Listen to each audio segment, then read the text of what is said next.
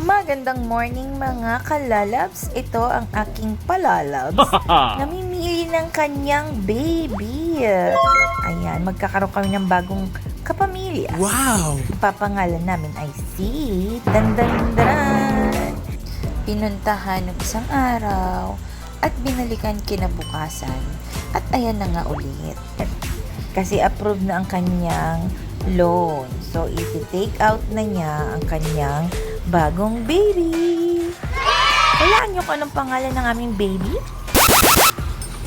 Ayan na siya.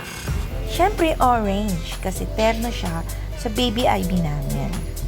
Pangalan nito ay si Mamaya na. Ayan si Kuya. Pinifix na niya ang aming baby. At ito naman si Daddy. Inaayos na ang papers ni baby. Talagang proud pa yan ha. Naka-uniforme yan. Kasi katas yan ng kanyang pinaghirapan. Wow! Diba? Sa mga gustong bumili dyan, bili-bili na lang. Motor Trade po sa may Cedes Avenue, Pasig City. Ayan na siya, lalabs. Ready na siyang i-drive yan. Ang pangalan naming baby ay si Baby Choy. Kasi Choy Choy. Liwat sa yan, Daddy. Choy na Choy. Ayan. So, testingin na lang natin kung abot ba niya.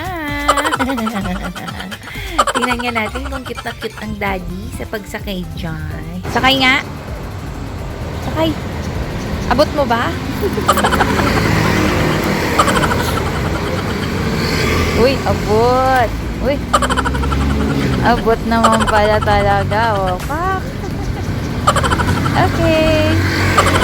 Senyas kang ganito.